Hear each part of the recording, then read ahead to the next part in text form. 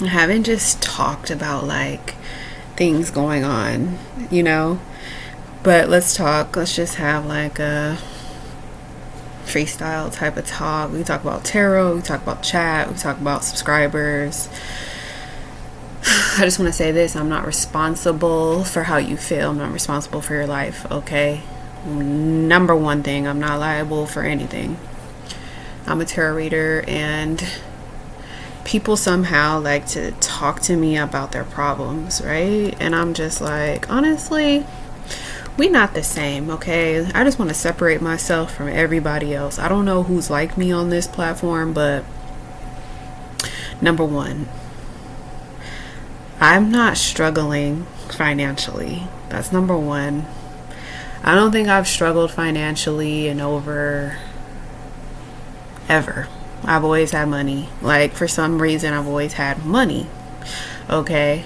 So whenever I think of struggle, my type of struggle is not like financial struggle. Like, of course, I could ask for more money or want more money because I have goals and dreams and things I want to accomplish. However, I've never had to struggle for money, you know? Number two, I don't struggle with like loving myself or relationships. I'm always being pursued constantly, like, you know. My biggest struggle always has been like, oh, I gotta get through this obstacle, I gotta get over this adversity, and it's always a challenge. And it's like, once I do it, I feel a sense of accomplishment. That's probably the struggle for me. But for the most part, I usually get through stuff because I'm a female anyways. Now, there's some people that are doing really worse than me, even on YouTube. Subscribers have came in my chat and told me that they're homeless, that they don't have nowhere to live, they have kids, you know, they have to like literally be kicked out on the street, they're being evicted, they don't have money, they don't have a car, people are sleeping in their cars. Then there's some really great people on YouTube who have jobs and places and relationships, and you know, so it's like crazy, you know. And people look at me as a reader, but sometimes they vent to me like I'm their friend, you know. And it's hard to put my boundaries up. But long story short, I have a boyfriend, you know, and my boyfriend, he's not the type of struggle he goes through. His struggle is not like homeless struggle, you know, because he has his own place, he has a car, he has nice clothes, he has nice stuff, he has a job, you know, he has family, he has everything, like the good American life, you know. Now, as far as getting to the white picket fence is always a black man's struggle, especially in California, because where we live in LA, California, you know. And I don't know if you can go on Zillow or Redfin, but to own a house out here, they start at $1 million, literally, maybe around 700,000 for like a 2-bedroom 1-bath, maybe around 600,000, but your income has to be high and you have to be able to pay a mortgage of like 5,000 a month. Yeah, so if you want to get something like really nice, you're gonna be looking at $1 million home, you know. So just imagine like the average black man, or just a black man period, having to pay $4,000 or $5,000 a month to survive in California, to even have a girlfriend, to even have a wife, to even have a family. He has to make over what, $5,000, $6,000, $7,000. You get what I'm saying? So the struggle of our life, like my life, like me, I have to make over $3,000, $4,000, $5,000 a month, you know, just to live my life. You get what I'm saying? And where I'm living it, where I'm born and raised, the struggle is different from somebody else living on the East Coast or living in a cheaper state, and they're like can't afford $500, $700. You get what I'm saying? They can't afford $2,000.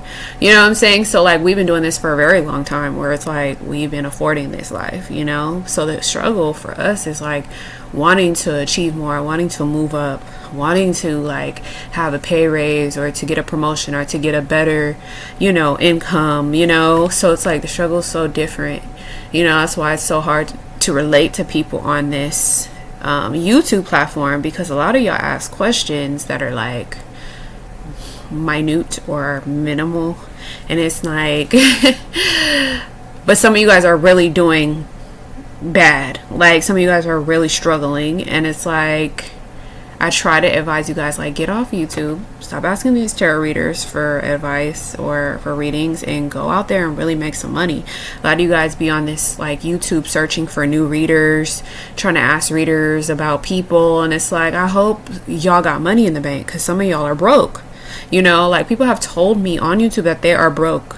They are living broke-y lives, and I'm like, wow, most women, and I'm just like, how do you afford to spend time on the internet when you don't know how to go make some money? Join the army, you know, like, move, go back to school, learn a skill or a trade.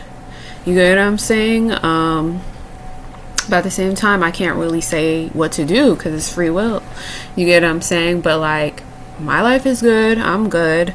You know, like, I've been working ever since I was 15. So my first job was, I was a mascot for a furniture store in Downey, California. I was outside with a gorilla outfit, turning a sign, making like $16 an hour. I stayed there for like 2 weeks. My parents came and visited me. And they were proud of me. Like, I was making gas money because I had a car at 14. I had another car at like 15, 16. And then after that, I left that job and I went and got a job at Jamba Juice. So I was making smoothies for a year and a half. I was on the register and I was making the smoothies.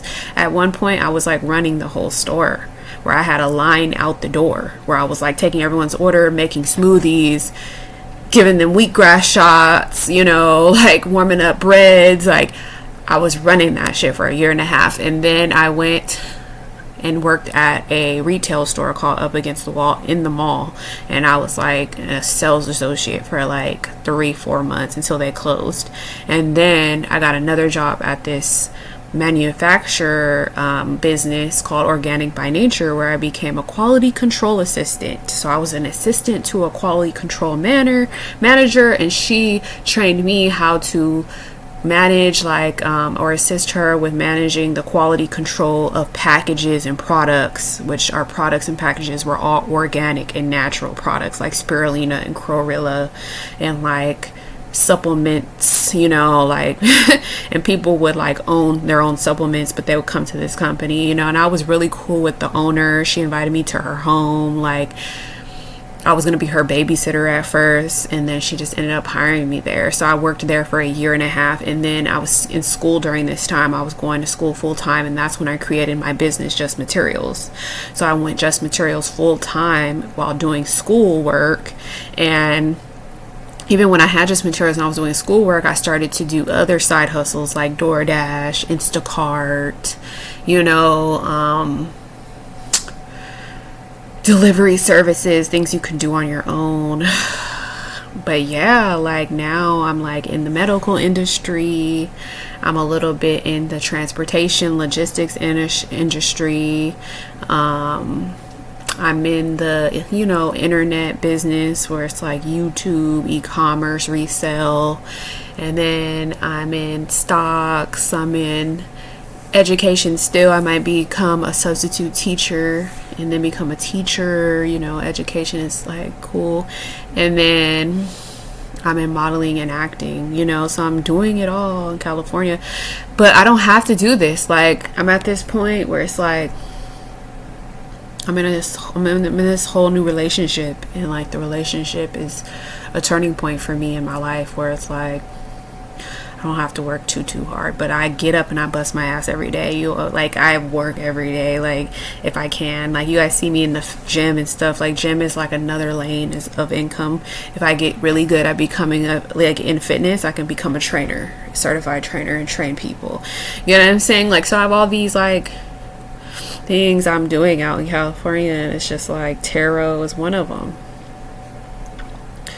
But some of these people, they don't understand. Like, I'm not here to people please you. I'm not here to submit and come down to your level. Like, I have to stay at my level, and I have to be myself, and I have to live my life. And you can add value, but I'm going to add value to you, but you're not going to subtract value, and I'm not going to subtract value from you. So people of like very low IQ, I don't know what to tell you guys. Like, all you can do is implement and watch and apply things and go live your best life and create a channel as well. Like, I commend people who are brave like me, who are meant to create a channel and be on camera and live their life, vlog, tarot, talk, you know, counsel people. But also it kind of gets annoying when I don't see people like that are ambitious like me. So I get it, like, it's free will too. So anyways, long story short, I have no time for the nonsense anymore. Like,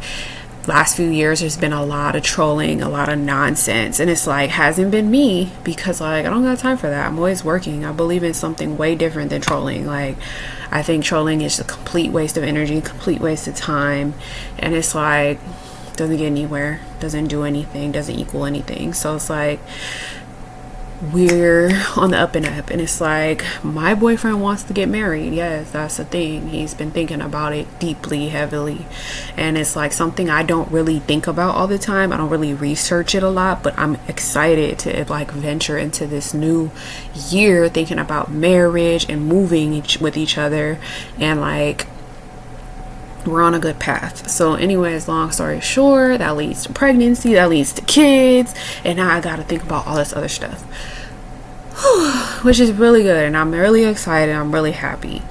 But at the same time, I'm just making sure, you know, I'm prepared. And it's like, I've gone through so much dark night of the soul. I've let go so much of so much past stuff, and he's been helping me a lot too. And it's like, everything's getting good, and it's like, I don't need anything to get worse at all. Had to set some boundaries, and I just, you know, right now I'm just praying for my dad, because I have parents, and my dad had, like 2 months ago, he broke his elbow. And he broke his elbow because he was trying to clean the solar panels of his house, and he tried to get down on this short ladder, and the ladder tumbled, and he tumbled with it, and he broke his arm. So he had to go to the hospital. He had to pay for the surgery out of pocket. It's expensive, and he's like in pain, and he's been in pain for the last 2-3 months. I went to visit him. I've been praying for him. I've been praying with other people for him. He's like in pain, but he's strong, but it's gonna take a whole year for the elbow to heal. And it's like, I don't want him in pain, you know. I want him to enjoy his day, but it's hard for him to sleep, and I'm just praying to God, like, God, give him peace, give him comfort, take away the pain, you know, like, please, angels, be around my dad. I've been praying to Archangel Michael, Archangel Gabriel, Archangel Uriel, you know, like, just looking out for my dad. But my dad's well taken care of. He has my mom by his side. Like, they just bought a new house, and it's just like, I just want him to be okay. I don't want him to have any more accidents like that, because that's hard to deal with, you know. And I need my dad. I need my dad, you know, so I need him to stay alive. Anyways, my mom's taking care of him. Long story short, today I went to go look at a new place, and I liked it. I was like, this is cool, but then there was something wrong, so I was like, maybe not. And then other than that, guys, been answering you guys' questions. It is tough answering all these questions, but I like the fact that I can type them out at any time, and like, it doesn't drain me as much. That's why I like to type tarot. But sometimes I'm gonna come on live too and talk as well. Like, I might come on live now and talk to y'all. All right, bye.